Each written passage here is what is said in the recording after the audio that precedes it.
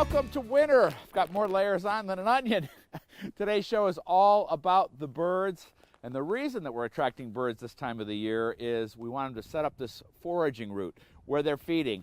Right now they're eating seeds, but when we get to the spring and they need food for their babies, they're going to go and hunt in the garden. They're going to look for bugs. They're going to feed those babies tons of bugs and help us garden.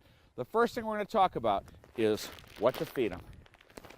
One of the most important things is to use good seed when feeding the birds. I've been using this stuff from Kohl's for over a decade, and again, I want to give the birds the best thing that I can.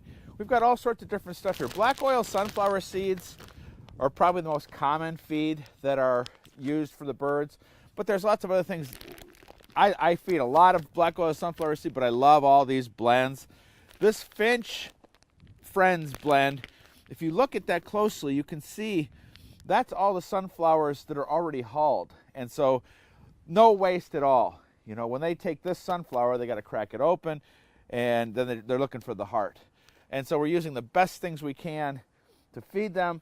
But another thing besides the seed, we're using different suet products. These are suet cakes, and it's basically fat that gives the birds instant energy. And the other thing I love are these little suet kibbles. That's just suet in another form. The next thing we need to talk about after we get good food for our birds is they need water too. And how are they going to get water during the winter? I'll show you. Well, today I'd rather be sitting around the fire than sitting around the fountain. But this is how I'm keeping ice off at least part of this fountain. It's just this little heater here, and it's made especially for bird baths, fountains, any place you've got water. Got to keep the water soft for the birds. And on the other side here is a sun porch. We can watch the birds come in here to drink, and believe it or not, the squirrels will drink here too. Very easy and safe. Well, the birds are going to love this suet, that's for sure. A lot of times a feeder will have a little spot like this where you can put it in there. Now, the other thing the birds need is a place to stage and take a look at the feeder before they come, and that's what these hemlocks are providing here. So when you're thinking about where you want to put a feeder, put it by an evergreen, but you've got to have at least 10 feet between the feeder and the trees, and that's dealing with the squirrels. We'll talk a little bit about the squirrels in a minute, but I'm going to add some suet kibbles to this one.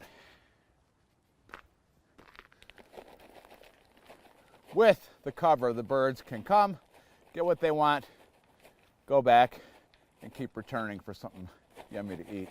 They're going to love this.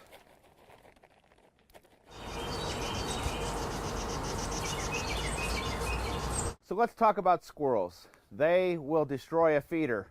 At first they'll start feeding on it. They'll say, oh, this is great. Oh, I love helping the squirrels, blah, blah, blah. Then there'll be nothing left, and they'll say, well, where is everything? And boom. So to keep the squirrels out, one thing, this Kohl's feeder has a baffle right up here to stop them. I'm using a baffle up here where it's just ductwork that you get from the hardware store. The squirrels can't get around it. That works great. But if you don't have a barrier, if you want something close to the house, these hot meats are basically the hearts of sunflower seeds, but they've been treated with hot pepper. And so the birds can't taste hot pepper. The squirrels won't even want to try it. They'll just sniff it and they'll say, oh, maybe they'll eat one and they'll say, I don't want this anymore. And so when I want something close to the house or without a baffle, I'm using the hot meats, and that's right behind you. One thing I love about these Kohl's feeders, again, you get what you pay for. Look at how easy that is to clean, and you've got to keep them clean.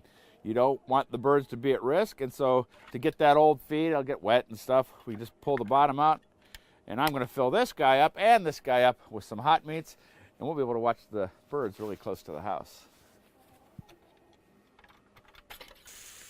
And Max, you're not going to want any of this. It's hot.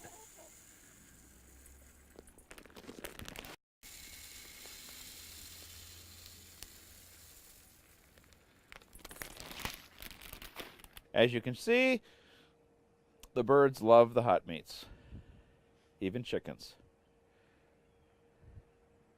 All right, that's going to be fun. Let's finish up.